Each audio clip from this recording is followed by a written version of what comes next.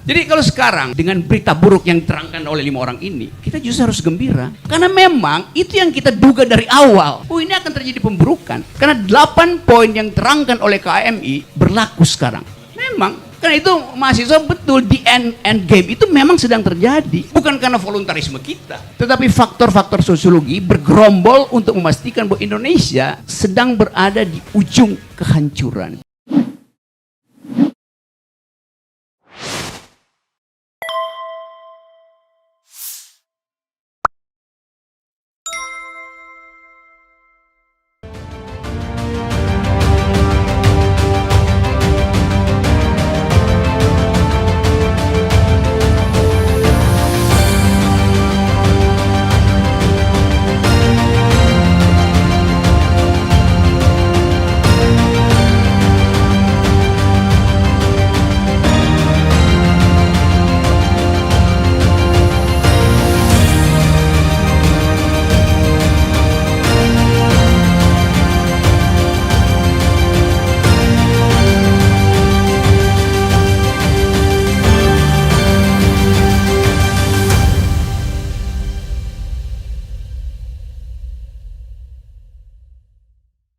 Yang dia maksud dengan teman-teman saya, itu yang disebut sebagai teknokrat di era Orde Baru.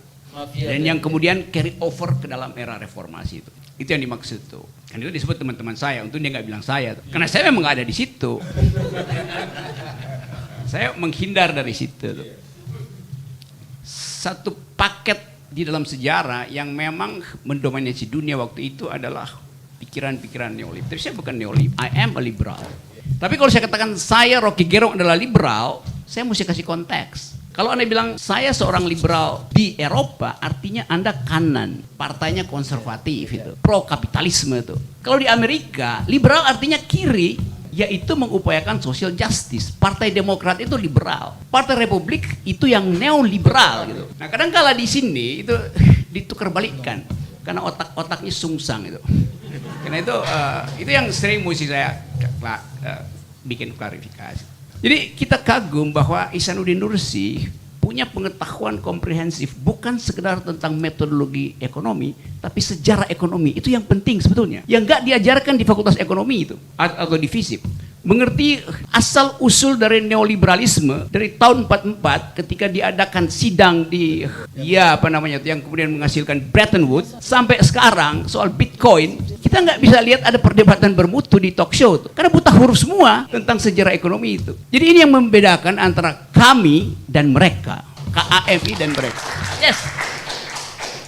Walaupun saya dilarang bicara ilmiah, tapi akhirnya saya mesti balik ke situ dulu tuh. Tadi juga diucapkan orang yang namanya Francis Fukuyama itu. Seorang neolib tulen yang memanfaatkan pikiran Hegel untuk menerangkan bahwa dunia di tahun 90 terbaca di dalam judul bukunya The End of History. Dunia udah berakhir. Berakhir artinya diakhiri oleh kemenangan kapitalisme itu. The end of ideology, the end of macam-macam. Tetapi ada kata tambahan di dalam buku Francis Fukuyama, the end of history and the last man itu. Last man-nya adalah kapitalis itu. Kita mau itu KAMI juga mengajar bangsa ini dengan pengetahuan filosofi, legal reasoning, political economy. Karena bangsa ini buta huruf dengan itu. Istana tuh nggak tahu apa yang kita bicarain sekarang ini, nggak ada gunanya karena dia nggak ngerti.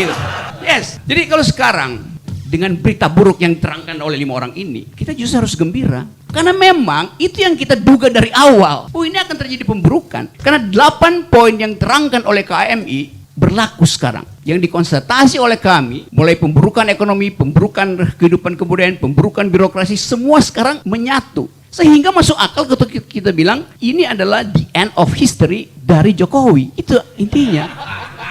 Memang. Karena itu mahasiswa betul di end game itu memang sedang terjadi. Bukan karena voluntarisme kita, tetapi faktor-faktor sosiologi bergerombol untuk memastikan bahwa Indonesia sedang berada di ujung kehancuran. Itu sekarang pilihannya mau dicegah nggak kehancuran itu. Kita udah berupaya 1 tahun nggak bisa, jadi biarin aja kan. Logikanya begitu sebetulnya. Nah, saya ingatkan sekali lagi bahwa tadi Francis Fukuyama akhirnya menyadari kekeliruan pikirannya itu.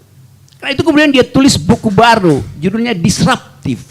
The Great Disruption, kekacauan besar gitu. Dengan satu proposisi tambahan di situ, Saya mesti ingat lagi, itu buku udah lama saya baca tuh. The Great Disruption and the Reconstitution of Social Order. Jadi orang yang neolib pun sekarang mengerti bahwa kehidupan sosial itu harus diucapkan kembali, direkonstitusi itu. Iya. Jadi terlihat bahwa para pemikir besar pun setuju bahwa kita harus kembali pada kehidupan kesetaraan manusia, solidarity itu. Dan itu yang jadi tema dari KAMI. Jadi sekali lagi kita bersekutu di sini dalam upaya untuk reconstituting the idea of justice. Karena inti dari kemerdekaan Indonesia adalah social justice. Itu yang nggak terlihat. Kan itu yang jadi tontonan kita untuk tahu bahwa memang pemerintah ini mengeksploitasi rasialisme supaya mudah dikendalikan kalau terjadi social unrest itu. Jadi bayangkan misalnya nih, Chinese community di dalamnya ada struktur yang berlapis-lapis. Ada yang kaya banget, ada yang miskin banget. Kalau saya pergi ke Singkawang, saya ketemu dengan orang Cina yang jadi pembersih-bersih tukang sapu jalanan yang miskin sekali. Tidak jauh dari Pantai Indah Kapuk, karena namanya Cina Benteng, yang betul-betul pariah tuh. Jadi terlihat bahwa negara mengeksploitasi pemodal Cina sekelompok sambil setelah dia kuras dipalak begitu, tapi isu rasial tetap dipertahankan.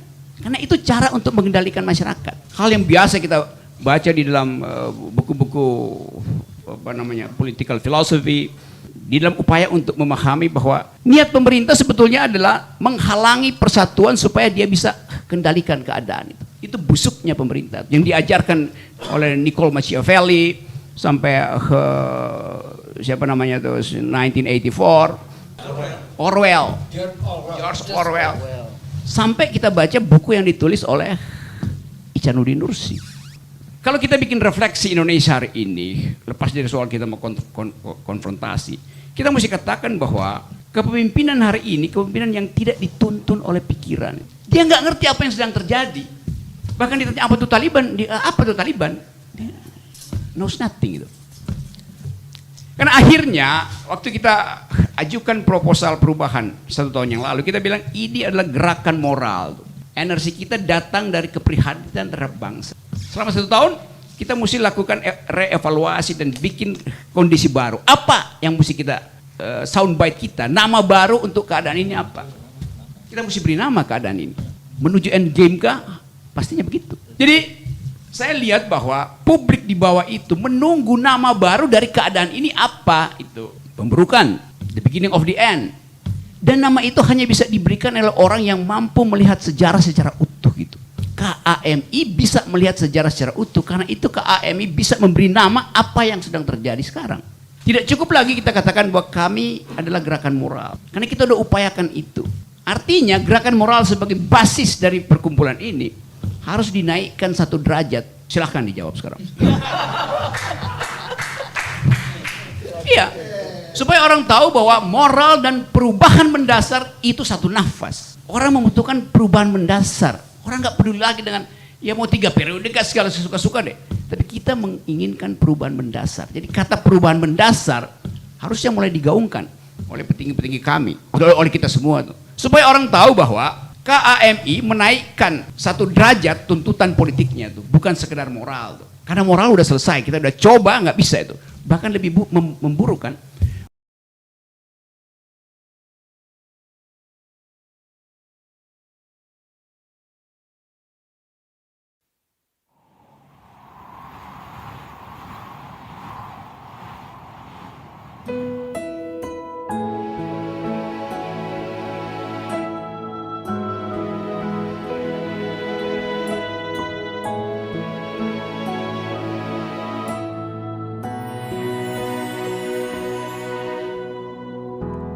Ketika matahari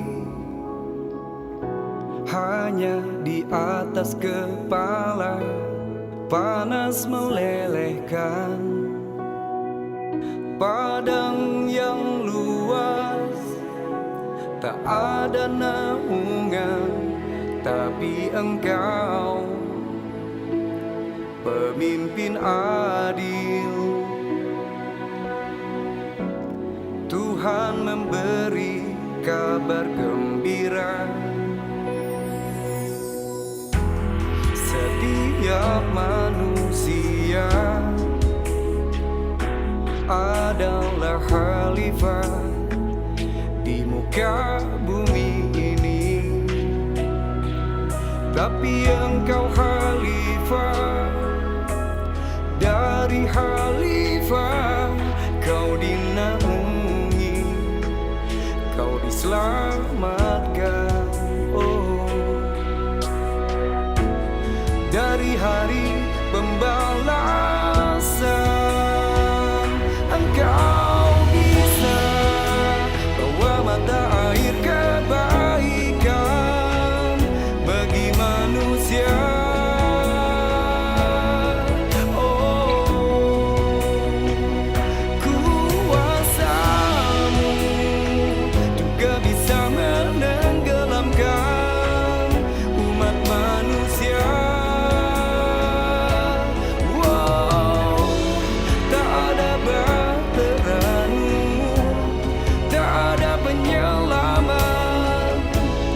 Maka